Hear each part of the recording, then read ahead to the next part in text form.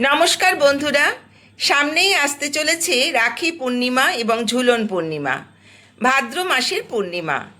এই পূর্ণিমা তিথিতেই ঘটতে চলেছে বছরের সর্বশেষ খণ্ডগ্রাস চন্দ্রগ্রহণ। এই নিয়ে আপনাদের অনেকেরই মনে প্রশ্ন রয়েছে যে রাখি পূর্ণিমার মধ্যে যে চন্দ্রগ্রহণ পড়েছে, তাহলে রাখি পূর্ণিমা কি ঠিকঠাকভাবে পালন করা যাবে? রাখি বাঁধা কি শুভ হবে?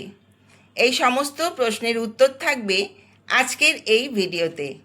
তার সাথে আমরা জেনে নেব চন্দ্রগ্রহণের সম্পূর্ণ সময়সূচি, রাখি পূর্ণিমার পূর্ণিমা তিথি কখন থেকে শুরু হচ্ছে এবং কখন সমাপ্ত হচ্ছে, চন্দ্রগ্রহণের সূতককাল থাকছে কতক্ষণ, কোন কোন জায়গা থেকে এই গ্রহণ দেখা যাবে, এছাড়া ভারত এবং বাংলাদেশে গ্রহণ দেখা যাবে কি না। ঝুলন পূর্ণিমার সম্পূর্ণ সময়সূচি নিয়ে আজকের এই ভিডিও। শুরু করা যাক আজকের ভিডিওটি। প্রথমেই জেনে নেওয়া যাক ঝুলন পূর্ণিমা বা ঝুলন যাত্রা কী। ঝুলন যাত্রা হলো হিন্দু ধর্মাবলম্বীদের, বিশেষ করে বৈষ্ণব সম্প্রদায়ের একটি অত্যন্ত আনন্দময় এবং পবিত্র উৎসব।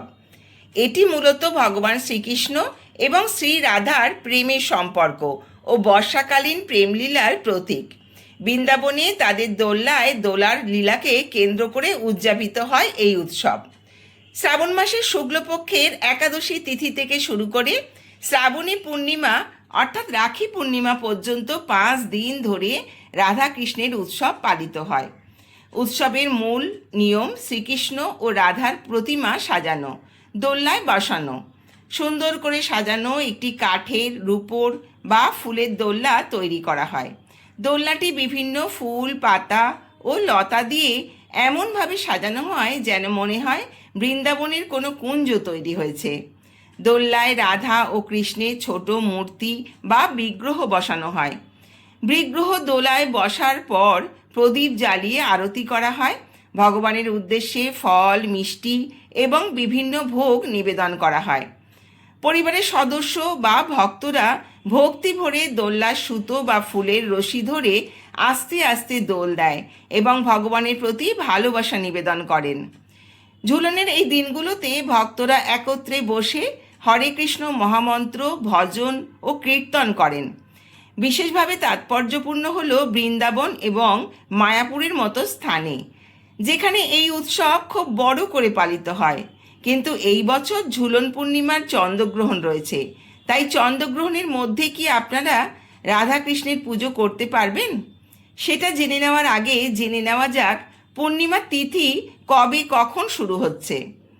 বন্ধুরা, পূর্ণিমার তিথি শুরু হচ্ছে 27 আগস্ট 2026 বাংলার 9 ভাদ্র 1433 বৃহস্পতিবার সকাল 8:43 থেকে।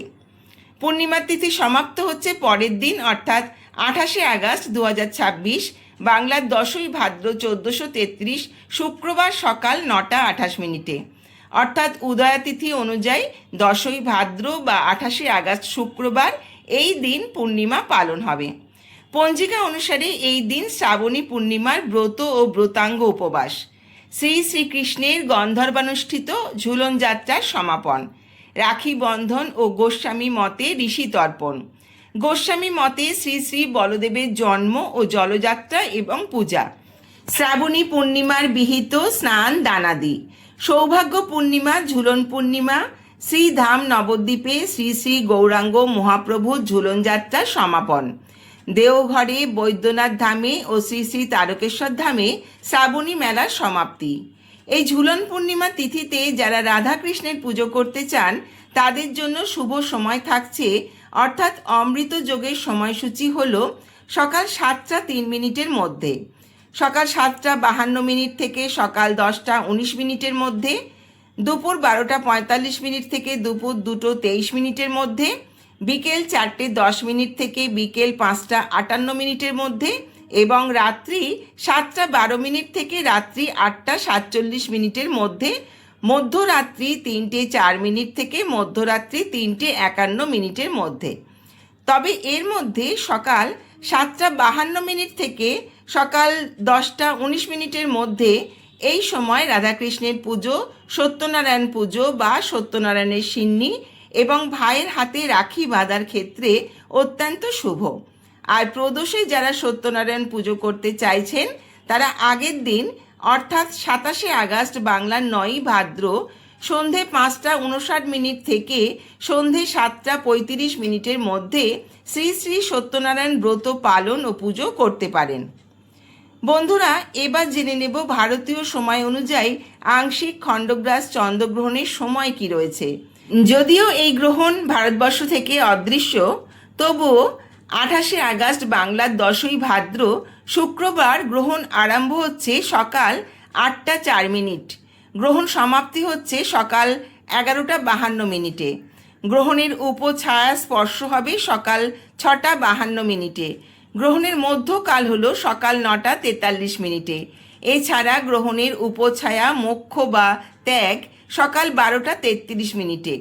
গ্রহণের স্থিতিকাল 3 ঘন্টা 18 মিনিট। ভারতের সময় ঠিক 30 মিনিট পর বাংলাদেশে গ্রহণ আরম্ভ হবে এবং গ্রহণের সমাপ্তির হবে ভারতের সমাপ্তির ঠিক 30 মিনিট পর। এবার জেনে নেব কোন কোন জায়গা থেকে গ্রহণ দেখা যাবে।